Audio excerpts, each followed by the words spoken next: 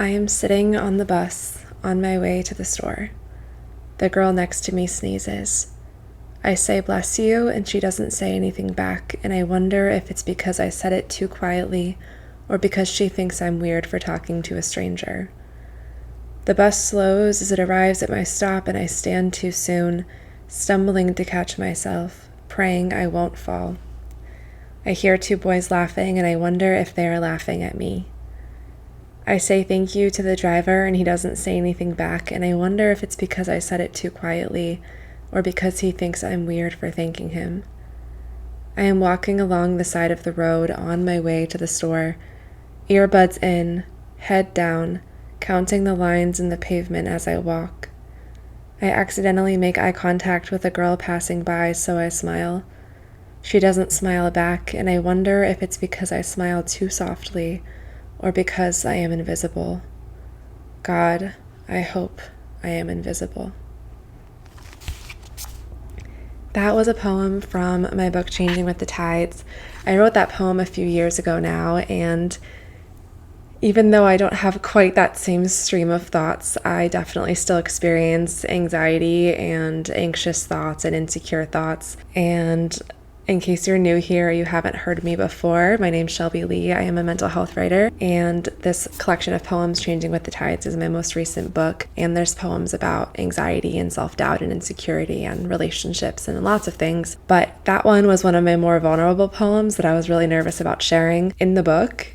It is kind of just a stream of consciousness poem that I wrote when I was in college. And it's one of the poems that I hear most often from readers that resonated with them, because not that I am the first person on the planet to talk about anxiety or to talk about those types of thoughts, but that particular piece is very much just my thoughts on the page. That's what I always try to write, but that one in particular was just very open and vulnerable for me.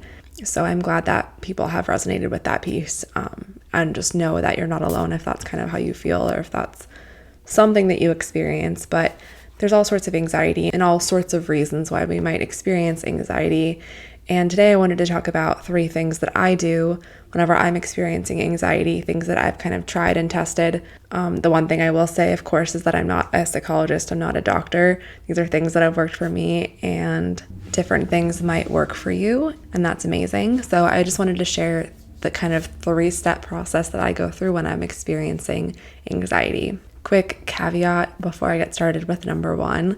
I created a voice message box for listeners like you to send me a voicemail. You might be featured in a future episode of the podcast. So if you have any thoughts on any of these things that I shared today about anxiety, about anything that we've talked about in former episodes, about self-doubt, insecurity, self-compassion, all of those things, I would love to hear from you.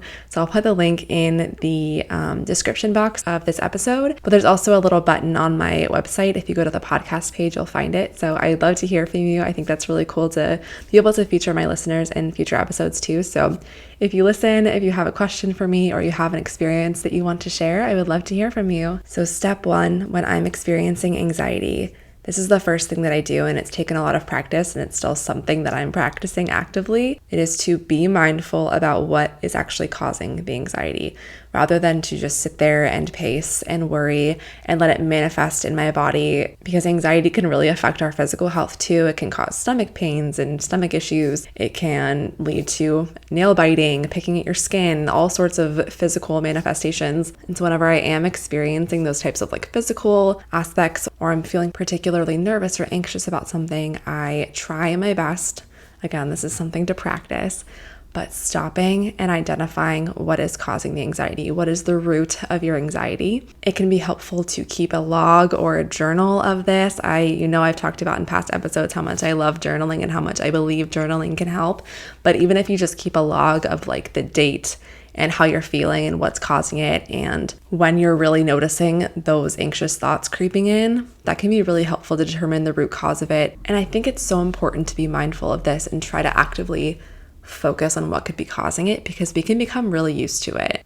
There's times where I'm mindlessly biting my nails or nervously tapping my legs or having a really hard time focusing on something because I'm so stressed and anxious about something else, but I don't actually acknowledge it in my body. And I think it's really important to do that. So that's the first step. which is identifying it and being mindful about it and acknowledging that you are feeling anxious. Identifying it so you know what leads to causing this particular anxiety, which leads me to step 2. Now, there's been a piece of advice that I've been told many times. It's something that I've read online whenever I've been looking up ways to help with anxiety. And I don't like this advice. And I'm going to share what the advice is. And it might work for you, and that's great. I was always told to, once I identify what the root cause of my anxiety is, to think about what the worst thing that could happen is, and then think about the probability of that worst thing happening. But thinking about the worst thing that could happen is what's causing my anxiety in the first place. I already am thinking about something that could go wrong. So that advice doesn't really work for me.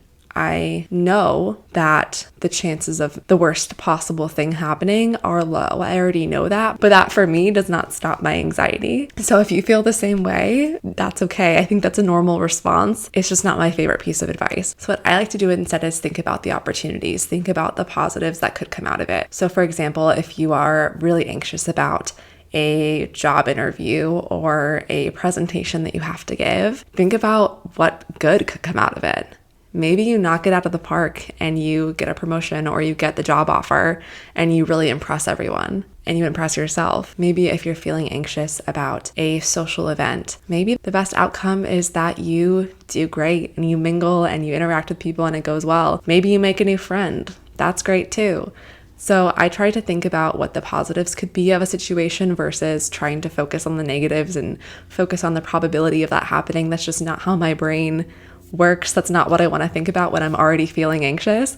So I try to shift that and think about the positives. And so if I do the first 2 things, I identify the cause, I journal how I'm feeling, or even talk about it with someone else that I care about, which is a great method as well. And I think positively, and I'm still feeling anxious because it doesn't always work. It's not a cure. I wish that I could snap my fingers and make everyone's anxiety go away, but that's not how it works. So if I'm just sitting there and I can't get it out of my head and I'm thinking nonstop about it, about what's causing my anxiety, I try to basically interrupt my thoughts. For me, that's something usually where I have to be like using my full body and not sitting there being able to pace or pick up my nails or whatever it might be. So usually that would be like working on a creative project of some kind, whether it's for me writing or working on my own business, trying to distract myself that way, listening to music, going for a walk, watching a show that I love, just trying to clear my head as much as possible. Because if I'm left to just sit there in silence and think about it, I will. And I'll keep ruminating on it and thinking about it over and over. So I know that that last one is common advice, to try to distract yourself or find things that you enjoy that get your mind off of it, but it really does help. And it's not like you're avoiding the situation. It's not like you're avoiding your anxiety, because in step 1, we acknowledged it and we wrote down why we're feeling that way. And sometimes it just doesn't go away. And so it's not so much distracting ourselves as it is interrupting our thoughts and not letting ourselves sit there and think about all the possibilities. So those are my 3 steps. As always, in every episode, I give you a small step to take with you that week and practice. And so for this week, I think it makes sense to just practice these 3 steps. Next time that you're feeling nervous or anxious, try to apply these in your life. And maybe you start with step 1 and you just focus for a few weeks on identifying the causes of your anxiety or the causes of why you're feeling nervous or anxious, and then incorporating step 2 and then incorporating step 3 and seeing how it goes for you. And if you already have things that work for you, I would very much love to hear what you do when you're feeling anxious. In the comments of the video on YouTube, you can leave a comment or leave me a rating and review on Apple Podcasts or wherever you're listening, and let me know what your thoughts are on this, because I would love to hear. I'm going to leave you with one more quick poem from Changing with the Tides, my poetry book. This is page 46 of Changing with the Tides. To Anxiety, Part 2. You've always been good at choking me with my own words, but I am tired of feeling tired when I speak. Again, like I said, I can't just snap my fingers and make my anxiety go away, and writing this poem or reading this poem isn't going to make our anxiety go away either. But I am very much a believer in journaling our feelings or talking them through with someone or talking them through with ourselves. So for me, this is how I work through those feelings. This is how I kind of make promises to myself or actively choose to work on my mental health and my emotions. So that's how I wanted to wrap up today's episode. Thank you so much for listening to another episode of Small Steps to Self-Love. I love chatting with you, And if you want to connect with me, I'm on Instagram and TikTok at Shelby Leigh Poetry. You can learn more about me and my books on my website at shelbyleigh.co. That is it for this week. I hope you have a great week ahead filled with self-love and kindness and compassion. Have a good week.